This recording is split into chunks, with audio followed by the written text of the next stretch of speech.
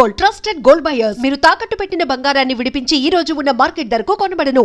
అందరికీ నమస్కారం.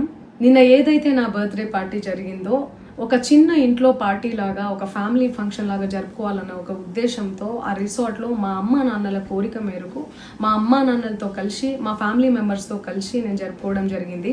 అక్కడ మా అమ్మా నాన్న ఫ్రెండ్స్, మా ఫ్యామిలీ ఫ్రెండ్స్, మా టీమ్ మెంబర్స్ మాత్రమే ఉండడం జరిగింది. అండ్ అట్లనే లిక్కర్ ఉండడం జరిగింది, సౌండ్ సిస్టమ్ ఉండడం జరిగింది.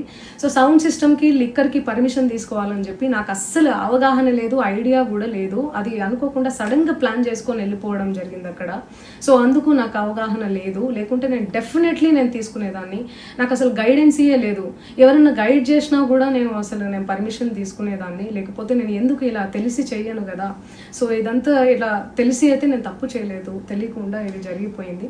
అండ్ అక్కడ లోకల్ లిక్కర్ తప్ప అసలు వేరే ఏ ఇతర పదార్థాలు, మత్తు పదార్థాలు కానీ వాడడం అసలు జరగలేదు. అక్కడ దొరకలేదు కూడా, పోలీసులు సెర్చ్ చేసినా కూడా.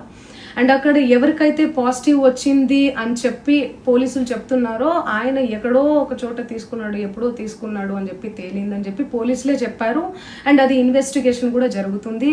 మేము కూడా పోలీసులకు కోఆపరేట్ చేస్తున్నాము. అండ్ నేను ఎందుకు ఇలా చేస్తాను, అసలు నాకు తెలిసి ఎందుకు చేస్తాను, మా అమ్మా నాన్నలతో దట్టు మా అమ్మా నాన్నలు పెట్టుకొని ఇలాంటివి నేను ఎంకరేజ్ చేస్తానా, ఇలాంటివి చెప్పండి. అండ్ ఒక రోల్ మోడల్గా, ఒక ఇన్స్పిరేషనల్గా ఉండాలని అనుకుంటాను, కానీ నేను ఇలా ఎందుకు చేస్తాను. సో ప్లీజ్ దయచేసి మీడియా మిత్రులకు నా విన్నపం ఏంటంటే, ఆధారాలు లేని అభియోగాలు నా మీద అస్సలు మోపద్దు ప్లీజ్.